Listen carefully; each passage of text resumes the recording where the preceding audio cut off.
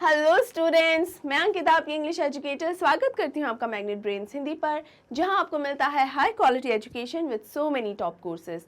CBSE board हो, UP, MP, Bihar, Rajasthan, Delhi board हो, class 6 से लेकर क्लास 12 तक के सभी स्टूडेंट्स के लिए ये सभी कोर्सेज अवेलेबल हैं और वो भी एकदम फ्री ऑफ कॉस्ट। इसके अलावा मैग्नेट ब्रेन्स इंग्लिश मीडियम पर केजी से लेकर क्लास 12 तक के लिए सभी क्लासेस के लिए सीबीएसई बोर्ड ये फ्री ऑफ एजुकेशन अवेलेबल है। यानी स्टूडेंट्स, इतना सब कुछ एकदम फ्री ऑफ कॉस्ट आपको मिल रहा है, तो इसका फ़ायदा आपको ज़रूर से ज़रूर उठाना चाहिए। बहुत अच्छी अपॉर्चुनिटी है, हाथ से मत जाने दीजिए। इसके अलावा अगर आपको ई नोट्स या ई बुक्स चाहिए तो उनके लिंक्स आपको मिल जाएंगे डिस्क्रिप्शन बॉक्स में। जो ई नोट्स हैं स्टूडेंट्स, उनके बारे में मैं आपको बता दूं कि ऑर्गेनाइज्ड फॉर्मेट में अवेलेबल हैं with so many practice sets. तो सारे प्रैक्टिस सेट्स आपको एग्जाम के लिए बिल्कुल अच्छे से प्रिपेयर कर देंगे। तो मेक श्योर कि आप डिस्क्रिप्शन बॉक्स में जाके इन लिंक्स पर ज़रूर क्लिक करें ताकि ई बुक्स और ई नोट्स से रिलेटेड सारी इन्फॉर्मेशन आपको आसानी से मिल जाए। इस इम्पॉर्टेंट इन्फॉर्मेशन के बाद अब हम बढ़ते हैं हमारे आज के टॉपिक पे, जो कि है summary of the chapter discovering टट द सागा कंटिन्यूज। इसका एक्सप्लेनेशन पोर्शन हम ऑलरेडी कवर कर चुके हैं और आज कवर करेंगे इस चैप्टर की समरी। तो चलिए स्टूडेंट्स, जल्दी से हम ये वीडियो स्टार्ट करते हैं। इस चैप्टर को लिखा है A.R. विलियम्स या N.R. विलियम्स। N-A-N-N, ये स्पेलिंग है, तो कहीं मैं N बोलूं तो आप ये N मत सोच लीजिएगा। कौन सा? ये N मत सोच लीजिएगा, इट्स दिस, ठीक है, A-N-N। क्लियर है स्टूडेंट्स? अच्छे से समझ में आ गया? हाँ, ये तो आ ही गया होगा। अब जानते हैं इसका summarised version. Discovering Tut, the saga continues is a chapter that gives us an in-depth insight of Tutankhamun, the last ruler of the powerful Pharaohs dynasty in Egypt. Students, सबसे पहले तो ये जानते हैं इनके बहुत सारे प्रोनाउंसिएशंस होते हैं। इंग्लिश में तो फेरोह ही कहा जाता है, फेरोह, ठीक है, लेकिन उसके अलावा इसे परोहा, फरोहा, तो इस तरीके के अलग अलग प्रोनाउंसिएशन से जाना जाता है। तो कभी आप कहीं और कुछ और प्रोनाउंसिएशन सुने कि फरोहा कह रहे हैं या पारोहा भी कहते हैं कई जगह, तो अलग अलग जगह के अनुसार इन प्रोनाउंसिएशंस में डिफरेंस आ गया है। इंग्लिश में फेरोह ही कहा जाता है, फेरोज, ठीक है। ह बहुत ज़्यादा स्ट्रांगली नहीं प्रोनाउंस किया जाता है, फेरोह, ठीक है। इसके अलावा किसके बारे में बात होती है इस चैप्टर के अंदर? इसमें बात हो रही है टुटनखामुन की, जो पूरे विश्व में टुट नाम से प्रख्यात हैं, यानी टुट नाम से इनको ज़्यादा जाना जाता है, ठीक है। इनका पूरा नाम है टुटनखामुन। इस चैप्टर में बात हो रही है इन्हीं के बारे में जो कि अपने राजवंश के आखिरी शासक थे। इनका राजवंश कौन सा है स्टूडेंट्स? फेरोह डायनेस्टी के ये हैं।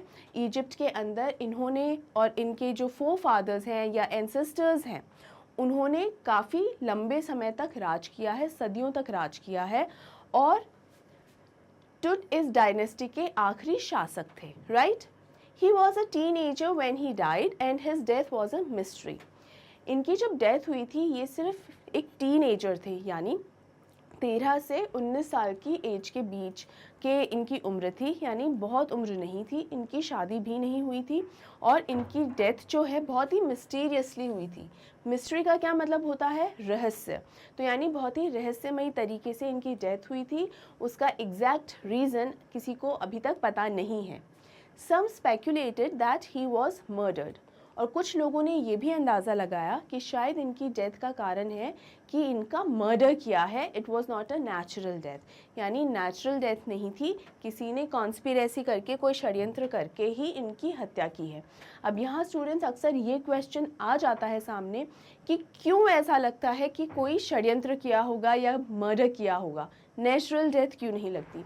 उसके कारण बहुत सारे हो सकते हैं, लेकिन जो मेजर कारण है वो ये कि एक तो इनकी उम्र बहुत ही कम थी, दूसरा जब एक्सरेज या सीटी स्कैन्स लिए गए थे, इनकी बॉडी के जो रिमेन्स बचे थे, यानी जो अवशेष थे, उनके सीटी स्कैन करवाया गया था, एक्सरेज वगैरह सब लिए गए थे, तो उनसे ये सामने आया था कि कोई बीमारी ऐसा सच इनको नहीं थी, या ऐसा कोई ख़ास कारण जिसकी वजह से इनकी डेथ हो गई हो, ऐसा कुछ भी उसके अंदर स्पेसिफाई नहीं हो पाया था। तो एक तो ये कारण है। इसके अलावा जैसा कि मैंने अभी बताया था कि ये अपने राजवंश के यानी अपनी डायनेस्टी के आखिरी शासक थे। HEIR ये वर्ड भी इस्तेमाल हुआ है। तो यानी पहले के समय में यही हुआ करता था कि किसी भी राज्य को कमज़ोर बनाने के लिए या तो उसका जो किंग है, राजा है, उसको मार दिया जाता था। और इस केस में तो ये काम और भी आसान था क्योंकि टुट ऑलरेडी उम्र में कम थे। चूँकि इनकी शादी भी नहीं हुई थी, तो अगर टुट की डेथ हो जाए तो ये डायनेस्टी जो सदियों से इजिप्ट के ऊपर राज करती हुई आ रही है, एक ही बार में ख़त्म हो जाएगी। तो इस तरीके के काफ़ी सारे रीज़न्स हैं जिसकी वजह से ये अनुमान लगाया जाता है कि इनकी डेथ जो है वो नेचुरल नहीं थी, इनफैक्ट एक प्लान्ड मर्डर था। राइट स्टूडेंट्स, यहाँ तक क्लियर है? आगे बढ़ें। His forefathers ruled in Egypt for centuries and he ruled for about 9 years. इनके जो forefathers हैं, ancestors हैं, यानी जो पूर्वज हैं या इनका ख़ानदान जो है सदियों से इजिप्ट पे राज करता हुआ आया है और इनका कार्यकाल जो है, टुट का जो कार्यकाल है लगभग 9 साल तक रहा, यानी करीब 9 सालों तक उन्होंने अब इजिप्ट के ऊपर रूल किया है। In 1922, his tomb was discovered by Howard Carter, a British archaeologist. ये एक important information है स्टूडेंट्स, यहाँ देखिए 1922 में इनके टूम को किसने डिस्कवर किया था, मतलब किसे मिला था इनका टूम? हावर्ड कार्टर को। ये कौन है? एक ब्रिटिश आर्कियोलॉजिस्ट हैं। ब्रिटिश आर्कियोलॉजिस्ट हैं।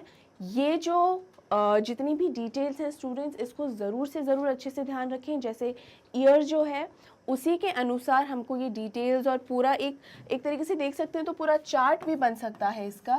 देखिए 1922 में डिस्कवर हुआ था। 3 से 4 डेट्स आती हैं इस पूरे ही चैप्टर के अंदर, और वो कुछ फ्लैशबैक्स में है या कुछ जब इंटरव्यूज़ के दौरान कुछ इन्फॉर्मेशन दी गई है, तो वो डेट्स जो हैं क्रोनोलॉजिकल ऑर्डर में ना होके आगे पीछे हैं। जैसे पहले 1922 की बात होती है, देन उससे भी पहले 2005 की बात होती है, फिर 1968 की बात होती है। So there is no chronology. Chronology का मतलब होता है ईयर वाइज चलना।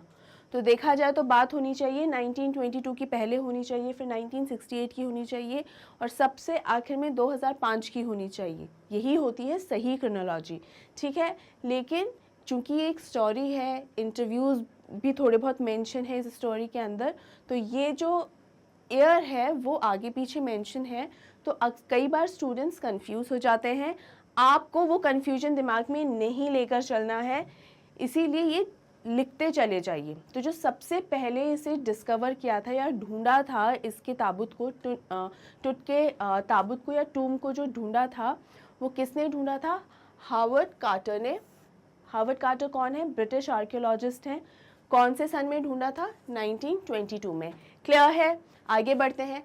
After 80 years he was taken from his resting place for CT scan which offers to solve the mystery of his life and death by creating a forensic reconstruction.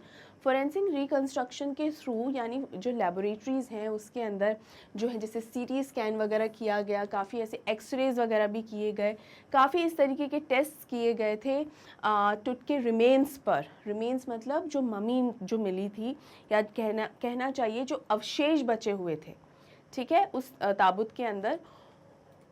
उसमें उनसे क्यों मतलब CT scan किया गया था? ताकि इनके बारे में पता चल सके कि जब इनकी डेथ हुई थी तो डेथ के कारण क्या हो सकते हैं या कितनी पुरानी है ये मम्मी। इससे ये जो टेस्ट होते हैं लेबोरेटरी में, उससे ये भी पता चलता है कि ये कितनी पुरानी बॉडी है। इसके अलावा कारण क्या हो सकता है डेथ का, इसके अलावा जेंडर आइडेंटिफिकेशन भी होता है, उसके अलावा ये भी पता चलता, मतलब बहुत सारी चीज़ें पता चलती हैं, ठीक है। एज पता चलती है कि जब डेथ हुई थी तब लगभग कितनी एज के थे, तो ये सारी डिटेल्स सामने आती हैं। तो यहाँ 1922 में तो डिस्कवर हुआ था टूम, और उसके 80 साल के बाद, तो लगभग 80 साल के बाद तो प्लस 80 ईयर्स। स्टूडेंट से लिखती मैं इसलिए भी जा रही हूँ यहाँ पर क्योंकि विजन्स जो है कई बार दिमाग में रह जाते हैं, तो आपके दिमाग में भी ये रह जाए कि 1922 में जब ये डिस्कवर हुआ था उसके 80 साल बाद ये CT स्कैनिंग वगैरह सब हुई थी। राइट? क्लियर है? यहाँ तक समझ में आया? Tut's father or grandfather, Amenhotep Third was a very powerful pharaoh who ruled over a period of 40 years. यानी जो टुट के पिता या ग्रैंडफादर हैं उनके बारे में बता रहे हैं, उनका नाम है एमेनोटेप थर्ड. स्टूडेंट्स ये ध्यान रखना, third it is very important. ये जो सीक्वेंस होता है ना, अपनी मर्जी से 1 2 3 4 नहीं लिखना होता है, राइट. तो यहाँ पे अमेनोटेप थर्ड जो हैं, अब ये एकदम क्लियर नहीं है कि टुट के पिता थे या वो ग्रैंडफादर थे, ये क्लियर नहीं है अभी तक. वो सबसे पावरफुल पेरोहा थे, ठीक है. वो सबसे पावरफुल पेरोहा थे जिन्होंने करीब 40 सालों तक रूल किया था. यानी उनका शासन बहुत ही अच्छे समय तक चला था और वो बहुत पावरफुल भी थे. हिज सन अमेनोटेप फोर्थ, यानी इनके जो बेटे थे, अमेनोटेप थर्ड के जो बेटे थे अमेनोटेप fourth, thrived him and began the strangest period in the history of Egypt. अब इन्होंने क्या किया, सबसे पहले जिस तरीके से शासन किया था, जिस तरीके से इन्होंने इजिप्ट पे रूल किया, बहुत ही मतलब इजिप्ट के इतिहास में इतना अजीबोगरीब शासन किसी ने नहीं किया होगा जिस तरीके से इन्होंने किया था. कैसे अजीबोगरीब कैसे किया? He promoted the worship of Aten. Now Aten कौन है? एटन है द सन डिस्क. यानी इन्होंने जो है जिस देवता को इजिप्शियंस पूजते थे, मिस्र के लोग जो जिस देवता को पूजते थे, उस देवता की पूजा तो बंद करवा दी, मंदिर वगैरह तोड़वा दिए या बंद करवा दिए, उनकी मूर्तियां तोड़वा दी. और इन्होंने क्या कहा, एटन को अब पूजना है, ठीक है, उन्हीं की पूजा करनी है. He changed his name to Akhenaten, meaning servant of the Atens. और इन्होंने अपना खुद का नाम एमेनोटेप फोर्थ से बदलकर क्या रख लिया, अखेनातेन, ठीक है. और अखेनातेन का मतलब क्या होता है? इसका मतलब ही होता है कि एटन्स का सेवक. और एटन की ही पूजा करने के लिए सभी मिस्रवासियों को बहुत प्रेरित किया, एनकरेज किया. और actually not in a positive way, मतलब एनकरेज ये नहीं किया, कन्विंस नहीं किया था उन सबको, पूरी जनता को, कि आपको एटन को ही पूजना चाहिए. नो, ये एक किस्म का ऑर्डर ही था कि आपको इन्हें ही पूजना होगा. तो इस तरीके के रूलर ये रहे. He also moved the religious capital from Thebes to the new city of Akhenaten called Amarna. अब यहाँ पर इन्होंने क्या किया, एक और मेजर चेंज किया. जो एक्चुअल में कैपिटल था ना, वो था थीब्स, ठीक है. थीब्स जो है वहाँ से जो रिलीजियस कैपिटल है, जिसे कहते हैं राजधानी, धार्मिक राजधानी है, पहले थीब्स थी, वहाँ से वो चेंज करके उन्होंने एक नया शहर बनाया. उसमें उसका नाम क्या रखा, अखेनातेन, मतलब अपने नाम पर ही रख दिया वो, जिसे बाद में जिसे अमरना कहा गया. तो यानी अब इन्होंने राजधानी भी चेंज कर दी. तो इन्होंने बेसिकली 3 बहुत बड़े बड़े बदलाव करे थे.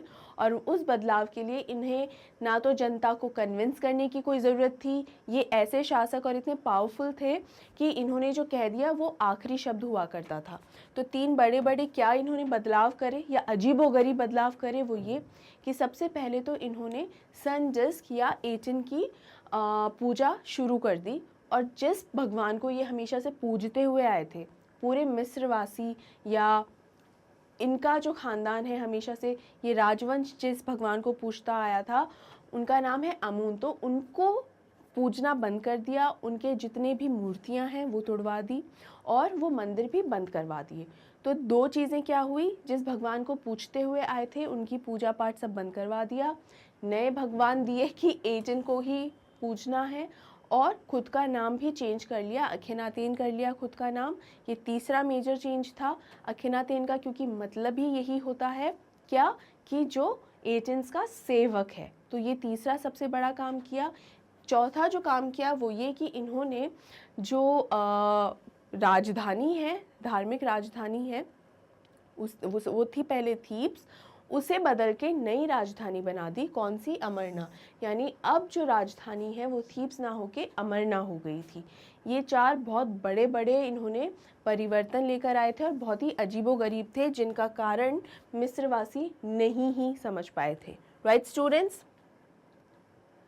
Further, he attacked Amun, a god, smashed his images and closed his temples. Another mysterious ruler succeeded him who died soon. अब यहाँ पर इन्होंने, जैसा कि मैंने बताया कि जो अमुन है, उनके जो टेम्पल्स वगैरह जो मंदिर है वो बंद करवा दिए थे, जितनी भी उनकी मूर्तियां हैं, जो इमेजेस हैं, उनको तोड़वा दी थी कि ताकि उनको कोई भी पूज ना सके। इनकी डेथ के बाद एक और शासक आए थे जो बहुत ही कम समय के लिए आए थे। वो शासक आए, कुछ समय उन्होंने रूल किया, राज करा, और उसके बाद वो बहुत ही जल्दी उनकी डेथ भी हो गई थी, यानी वो ज़्यादा समय तक राज नहीं कर पाए थे। Next, Tutankhamun also known as Tut sat on the throne and rule for 9 years. और इनके बाद टुट आए जिन्होंने लगभग 9 सालों तक राज किया था। He worshipped god Amun in the old ways. अब यहाँ पर क्या हुआ, जब टुट आए तब उन्होंने वापस से जो पहले वाले तौर तरीके थे पूजा पाठ के, उन पर ध्यान देना शुरू कर दिया था। यानी जहाँ पहले अमुन के सारे मंदिर बंद करवा दिए थे, अमुन की जितनी भी मूर्तियाँ थी वो सारी तोड़वा दी थी, यहाँ पर टुट का मानना ये था कि नहीं, अमुन ही हमारे भगवान हैं, और उन्होंने फिर से जो है पहले की ही तरह, पुराने तरीक़ों की ही तरह अमुन की पूजा पाठ फिर से शुरू करवा दी थी, right. However he died mysteriously. लेकिन बात ये हुई कि ये भी एक रहस्यमयी तरीके से इनकी भी डेथ हो गई। ये किस तरीके से डेथ हुई इसका पता नहीं चल पाया था।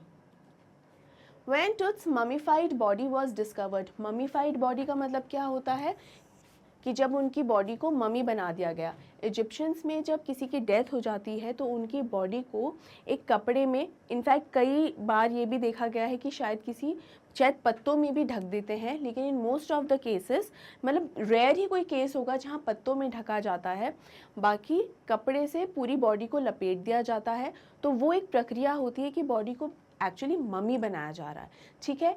ये इतना इसलिए ध्यान से और ऐसे कवर करके रखते हैं कि जब इनकी बॉडी से इनकी जो आत्मा है, इनकी सोल जब निकलती है तो उसे परेशानी ना हो, वो इजीली निकले। ये कुछ मान्यताएं हैं इजिप्शियंस की, जिनमें से एक ये भी है। तो बॉडी को जो मम्मी बनाया जाता है तो that is only known as mummified, उसे ही कहा जाता है मम्मीफाइड, ठीक है। He was laid with lots of gold, wealth and everyday items like a bronze razor, games, clothes, cases of food and wine. अब यहाँ हुआ क्या कि जब 1922 के अंदर ये टूम इनका मिला था और इनका कॉफिन डिस्कवर किया गया था, यानी जो इनका जो ताबूत है जिनमें इनको लिटाया गया था जब इनकी डेथ हुई थी, जब वो मिला था तो उसमें बहुत सारी चीज़ें थी। मतलब यहाँ पर सिर्फ ये नहीं कि उनकी डेड बॉडी ही होगी, डेड बॉडी का मतलब है कि एज इट इज़ लाश नहीं मिलेगी, क्योंकि 3300 ईयर्स पुरानी है तो वो तो नहीं मिलेगी। जो भी अवशेष हैं, जो कुछ भी बचा हुआ है, तो यहाँ देखा कि इनकी बॉडी के अलावा भी और बहुत सारी चीज़ें उसमें थी, जैसे गोल्ड के आइटम्स थे, कुछ खेलने के लिए भी कुछ बोर्ड गेम्स भी थे, जैसे अपने लूडो वगैरह गेम्स होते हैं ना, उस तरीके के भी कुछ गेम्स थे। खाने पीने की कुछ चीज़ें थी, जैसे फ्रूट्स वगैरह दिए गए थे, ड्राई फ्रूट्स थे, उसके अलावा वाइन तक दी गई थी कि भाई भूख वगैरह लगे तो। इसके अलावा कुछ कपड़े भी थे, रोज़ में काम आने वाली जो चीज़ें होती हैं वो सारी चीज़ों का सामान भी दिया गया था, मतलब रोज़मर्रा में इस्तेमाल होने वाला सामान वो तक रखा गया था। अब ऐसा क्यों रखा गया था? इनकी तो डेथ हो चुकी है, उसके बावजूद इनके कॉफिन में, ताबूत में ये सब चीज़ें रखने का क्या मतलब? क्योंकि ये भी एक इजिप्शियन मान्यता ही है कि जब किसी व्यक्ति की डेथ हो जाती है तो वो व्यक्ति जब आत्मा निकलती है तो आत्मा जैसे धरती से दूसरे लोक जाती है, दूसरी दुनिया में जाती है। तो ये जो सफ़र होता है ना, एक दुनिया से दूसरी दुनिया में सफ़र जाना जो होता है आत्मा का, वो कष्टदायी ना हो। मतलब ये बिल्कुल इंसान की तरह ही ट्रीट करते हैं कि जब आत्मा ट्रैवल कर रही होगी तो भाई उसे भूख लगती होगी, प्यास लगती होगी, तो उसको बोर भी होता होगा। तो हमारा जो टुट है वो भी जब परलोक से जा रहा होगा, रास्ते में जब होगा, तो जब कभी बोर होगा तो गेम्स खेल लेगा, कपड़े बदलने की ज़रूरत होगी तो चेंज कर लेगा, वाइन पीने का मन आया तो वाइन पी लेगा, कुछ और खाने का मन किया तो खा लेगा। तो सारी ये जो चीज़ें हैं वो दी। गोल्ड क्यों दिया? गोल्ड इसलिए दिया कि भाई अगर रास्ते में कहीं कुछ खरीदना वगैरह पड़े, अब आप सोचिए क्या सुपरमार्केट पड़ेगा क्या? लोक से परलोक जब सिधारा जाता है तो क्या रास्ते में कोई सुपरमार्केट या शॉप्स होंगी? शायद ही, हु नोज़। तो यहाँ पर ये सारी मान्यता है कि रास्ते में अगर कहीं कुछ खर्च करना पड़े तो। इसके अलावा स्वर्ग और नर्क का कॉन्सेप्ट कुछ ऐसा था कि आपने जितने भी कुकर्म करे हों उसकी कीमत आप चुका सकते हो कि आपने अगर बहुत गलत काम किए हैं, 10 में से 9 काम अगर आपने गलत किए हैं, ठीक है, तो 9 कामों की एक कीमत होगी। वो कीमत या वो जो प्राइस अगर आप पे कर सकते हो तो मतलब वहाँ पर ये माना जाता है कि स्वर्ग और नर्क के वहाँ पे द्वार पे गार्ड्स खड़े रहते हैं, ठीक है, चौकीदार रहते हैं। वो गार्ड्स आपसे प्राइस कहते हैं कि नहीं आपने 10 में से 9 कर्म ऐसे किए हैं जो गलत हैं, अपराध हैं, तो आपके इतने पैसे हो बनते हैं। अगर आप वो पैसे दे पाते हो तब तो आप स्वर्ग में आ जाते हो, अगर नहीं दे पाते तो आपको नर्क में भेज दिया जाता है, ठीक है। तो इसलिए भी तुझको ये सारे गोल्ड सब कुछ दिया गया था कि उनके अगर बहुत ज़्यादा अधर्म करा हो उन्होंने और उसकी जो प्राइस अगर पे करनी हो तो वो गार्ड को पे कर सकें। तो ये सारे जो कॉन्सेप्ट्स या मान्यताएं जो हैं वो हैं इजिप्शियन थ्योरीज में, right. Carter discovered him after searching for many years. After researching on the treasures, he decided to investigate his 3 nested coffins. Some parts of the Tut's treasure in the tomb were already looted.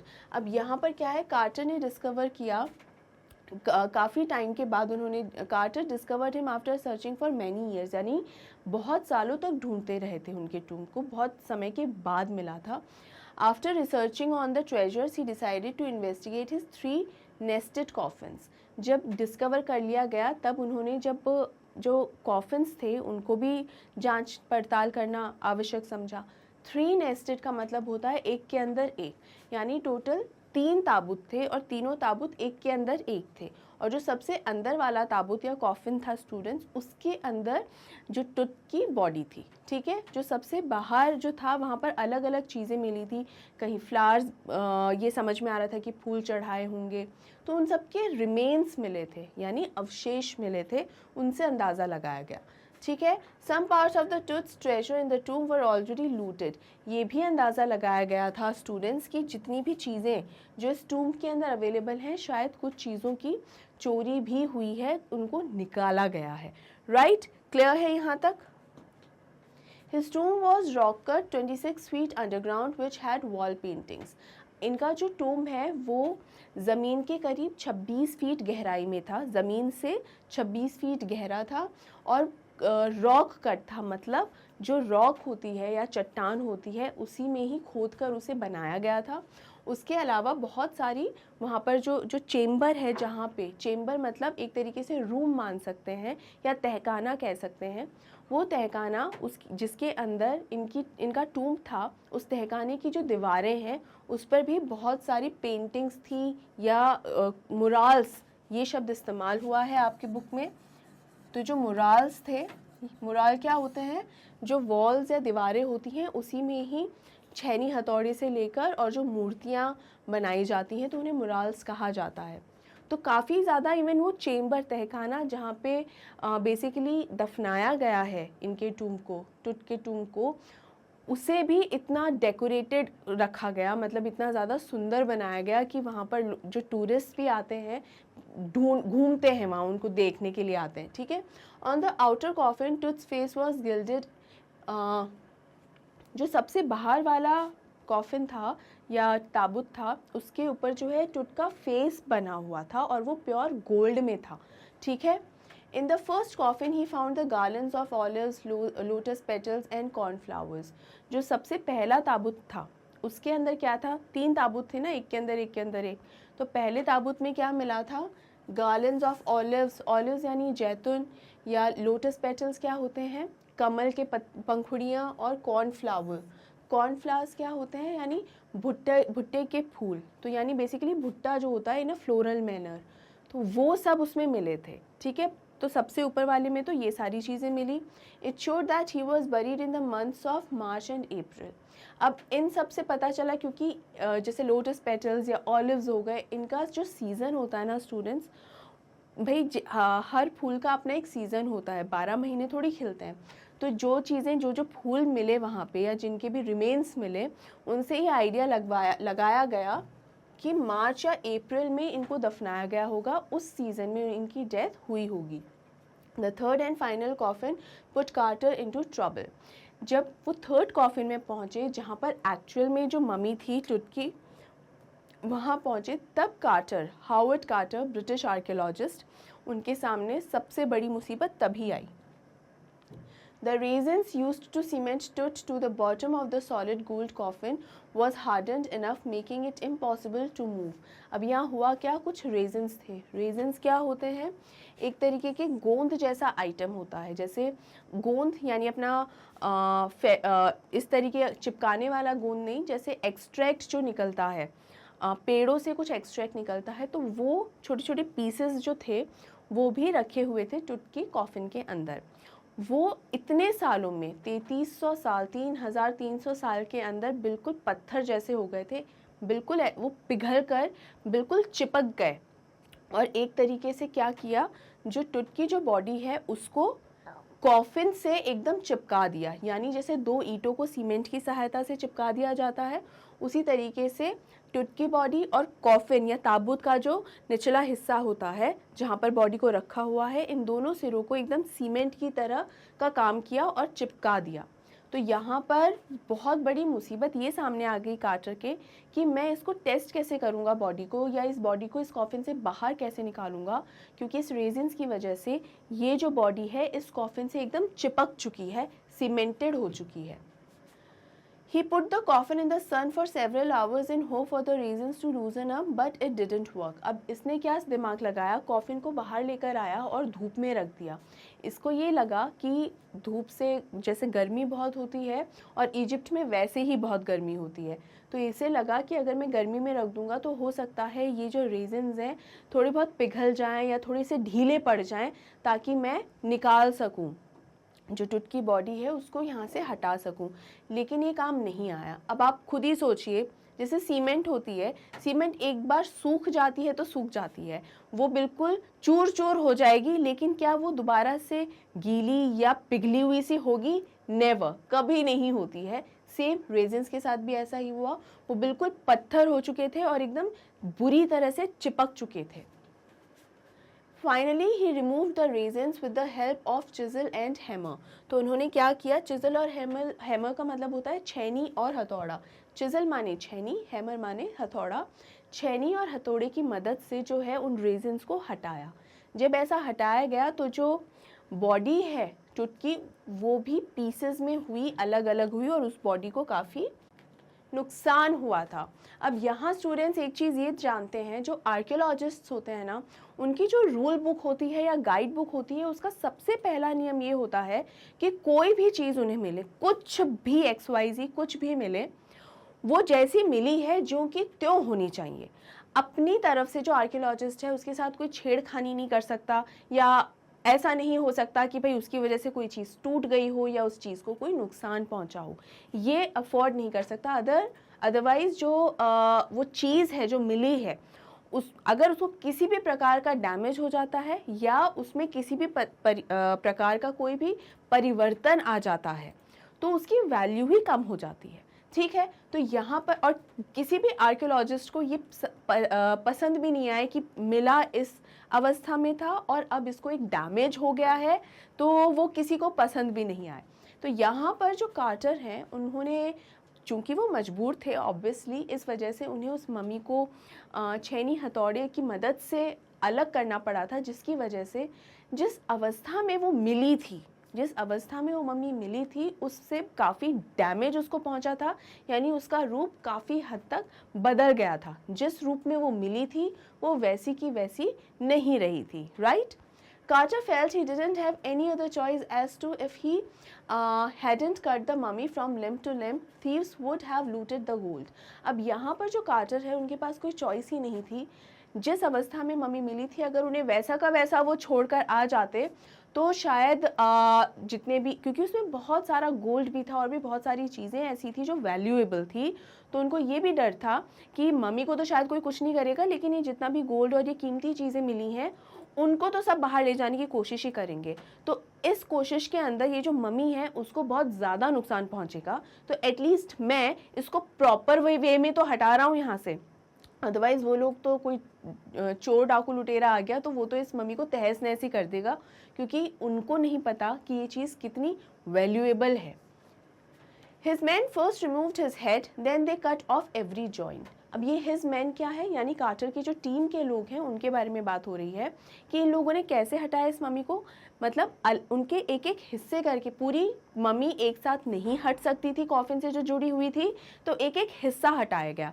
पहले sir को हटाया गया, फिर हाथ को, पैरों को, इस तरीके धड़ को, एक एक हिस्सा छोटा छोटा करके फिर उसे हटाया गया, ताकि उसको हटा जितना कम डैमेज हो सके उतना पॉसिबिलिटी के साथ कोशिश करके हटाया गया। और उसके बाद क्या किया, after removing the body parts they placed it on the layers of sand in a wooden box and put it at the original place. अब उन्होंने एक वुडन बॉक्स, लकड़ी का एक बॉक्स बनाया, उसको नीचे ज़मीन पे रख दिया, और उसी वो जो बॉक्स बनाया था वो एक कॉफिन जैसा ही बनाया था, ताबूत जैसा ही बनाया था, ठीक है। यहाँ पर जो रखा उसके अंदर जितनी भी जो इनके हिस्से थे शरीर के, वो एक एक हिस्सा जो है वो रख दिया, एक एक हिस्सा सही तरीके से असेंबल करके और उसके अंदर जमा के रख दिया, जैसे बॉडी होती है उसी तरीके से। और अब इस लकड़ी के ताबूत को उसी टूम की जगह, जो ओरिजिनल जहाँ पर रखा होता, टूम बेसिकली स्टूडेंट्स ताबूत तो, लेकिन जो कब्र होती है ना बेसिकली जहाँ दफनाया होता है वो होता है टूम, राइट। तो और कॉफिन एक्चुअली ताबूत होता है, ठीक है। तो वहाँ पे जहाँ एक्चुअल में वो कॉफिन, पहले जो ओरिजिनल कॉफिन जहाँ था उसकी जगह अब ये लकड़ी वाला कॉफिन या बॉक्स जो है वो रख दिया था। तो यहाँ जो वन पीस में मम्मी थी पहले, अब वो अलग अलग टुकड़ों में हो गई थी, पीसेस में हो गई थी, प्रॉपरली असेंबल्ड तो थी लेकिन अलग अलग हो चुकी थी, राइट स्टूडेंट्स, क्लियर है यहाँ तक? In 1968, the mummy was x-rayed by an anatomy professor, revealed few facts. His breastbone and front ribs were missing. अब क्या हुआ 1968 में, 1922 के अंदर इनकी कब्र मिल गई थी, यानी टूम स्टूडेंट्स एक्चुअली कब्र होती है, और जो ताबूत है, कॉफिन एक्चुअली ताबूत होता है ना। तो यानी ताबूत ही मिल गया था, तो कब्र मिल गई थी या ताबूत मिल गया था। तो यहाँ पर 1968 के अंदर जब ये मम्मी 1922 में तो मम्मी मिली थी, और 1968 के अंदर इस मम्मी का एक्सरे किया गया था। किसने किया था? एक एनाटॉमी के प्रोफेसर थे। और जो ये एक्सरे इमेजेस आई थी उसमें ये पता चला कि इनकी जो ब्रेस्ट बोन है और इनकी जो फ्रंट रिब्स हैं वो गायब है, मिसिंग है।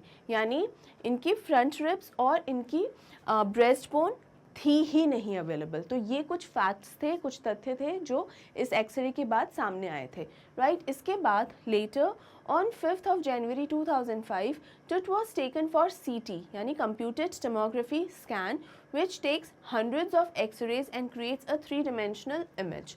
अब यहाँ पर 1968 में एक्सरे हो गया, उसके बाद 2005 के अंदर इनका CT स्कैन हुआ। स्टूडेंट्स यहाँ CT स्कैन में जो CT है उसका फुल फॉर्म दिया हुआ है कंप्यूटेड टोमोग्राफी। इसके अंदर इन्होंने लिखा है हंड्रेड्स ऑफ एक्सरेज जो हैं वो उनके थ्रू एक 3 डायमेंशनल पिक्चर बेसिकली सामने आ जाती है, उनकी बॉडी के अंदर का पूरा डिटेल में पता चल जाता है। The night of the scan, the workman carried his body from the tomb in a box। अब जो कॉफिन में थी बॉडी, जो कब्र में थी, अब एक्चुअली यहाँ पे कब्र से तो बाहर निकाल ली है, जो टूम में, जो कॉफिन में बॉडी थी अब तो वुडन बॉक्स में है ना, वहाँ से इनकी बॉडी को बाहर निकाला गया सिटी स्कैन करने के लिए, ताकि एक्चुअली वहाँ रखे इस मतलब ये जो पूरा सेटअप इन्होंने यहाँ इस वक्त तैयार किया था थोड़ा सा कॉम्प्लिकेटेड है। हाइड्रोलिक्स लगाए गए थे, कुछ पुलिस वगैरह लगाई गई थी, ताकि इनकी जो बॉडी को एज इट इज़, जो जितने भी अवशेष बचे हुए हैं उनकी बॉडी के, उसको एज इट इज़ उठाया जा सके बिना उसे ज़्यादा डैमेज करने के, है ना। तो ये बिल्कुल भी काम आसान नहीं था, इनफैक्ट काफ़ी मुश्किल था।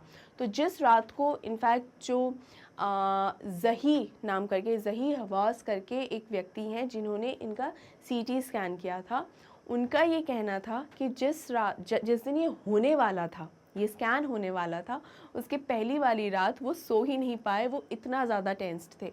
ये टेंशन का कारण क्यों था? सिर्फ ये नहीं कि स्कैन करना है, इसका कारण एक्चुअली ये था कि ऑलरेडी मम्मी इतनी डैमेज्ड है, ठीक है, पहले से ही एकदम बिखरी हुई सी है। उसके अलावा बिखरी एक सिंगल पीस को उठाना ज़्यादा आसान होता है, लेकिन बॉडी को जो बिखरी हुई है उसको लिफ्ट करना काफ़ी मुश्किल होता है और पेचीदा होता है। उसके बाद उसको स्कैन करना वो भी आसान नहीं है।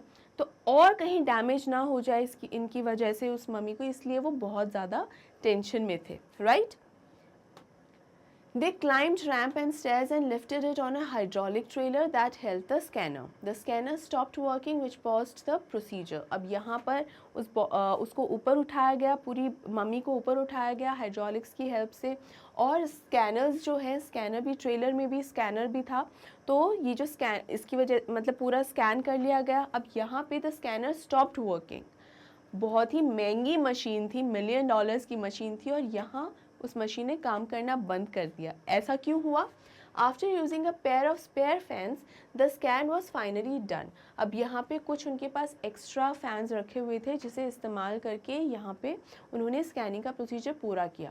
यहाँ पे स्टूडेंट्स एक पॉइंट मैं आपको बता दूँ कि ये भी एक मान्यता है कि जो फेरोज़ होते हैं या पेरोहा होते हैं, उनको लेकर ये माना जाता है इजिप्शियन कल्चर में कि अगर एक बार उन्हें दफना दिया गया तो फिर दफनाई हुई मम्मी के साथ कोई छेड़खानी नहीं करनी चाहिए।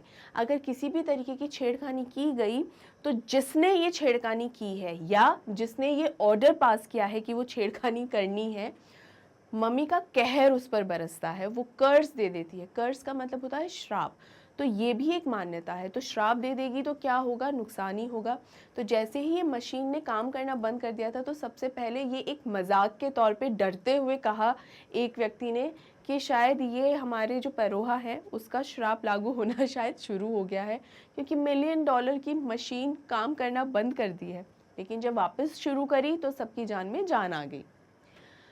After 3 hours, his body was taken back to his tomb, where his body is resting in peace. इस स्कैन के बाद वापस 2005 में जब ये स्कैन हो गया, जो मम्मी की बॉडी है वापस उनको ताबूत में, अपने जो कॉफिन में रख दिया गया, वापस कब्र के अंदर वापस रख दिया गया, और ये पूरा जो है एक प्रोसीजर था, ख़त्म हो गया। इसके बाद कोई प्रोसीजर उन पर नहीं है। अब वो सिर्फ एक, देखा जाए तो टूरिस्ट स्पॉट है जहाँ पर जिन्हें देखने के लिए देश और दुनिया से काफ़ी लोग, काफ़ी पर्यटक आते हैं देखने के लिए।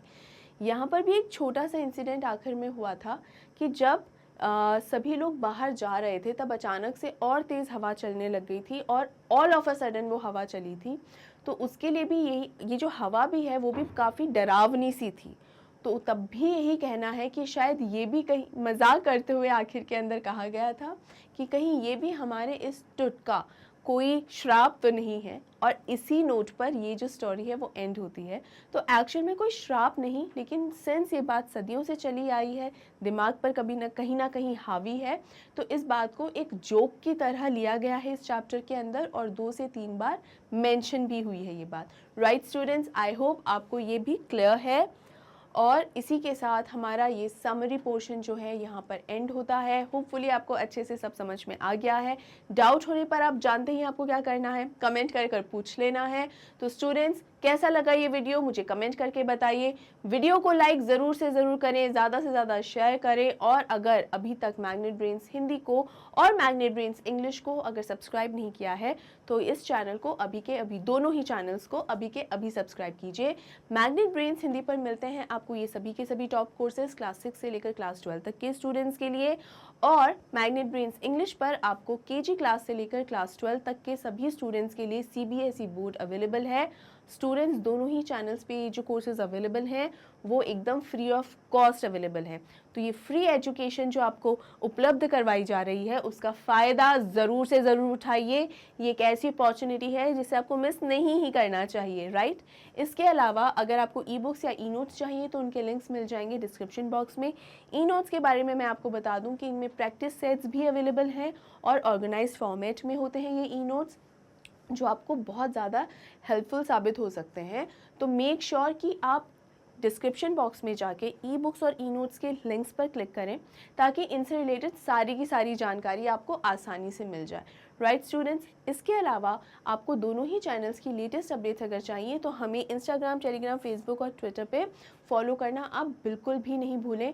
आपको सारी डिटेल्स पता चल जाएंगी इसके थ्रू, चाहे वो किसी भी सब्जेक्ट या लाइफ से रिलेटेड कोई अपडेट हो, वो सारी की सारी आपको बहुत ईजीली इनके टाइम टेबल्स भी जो हैं वो भी सब पता चल जाएंगे, सभी क्लासेस और सभी सब्जेक्ट्स की। राइट स्टूडेंट्स, अब इस पूरी इंपॉर्टेंट इन्फॉर्मेशन के बाद फिर से एक बार याद दिला दूँ, वीडियो को लाइक करना मत भूलिए, शेयर करना मत भूलिए, डाउट अगर है तो डाउट लिखना मत भूलिए, और वीडियो कैसी लगी वो भी कमेंट करना मत भूलिए, और लास्ट में सबसे ज़रूरी बात, अपना ध्यान रखना मत भूलिए स्टूडेंट्स। तो मिलते हैं अगले वीडियो में, तब तक अपना ध्यान रखिए। Take care and bye bye.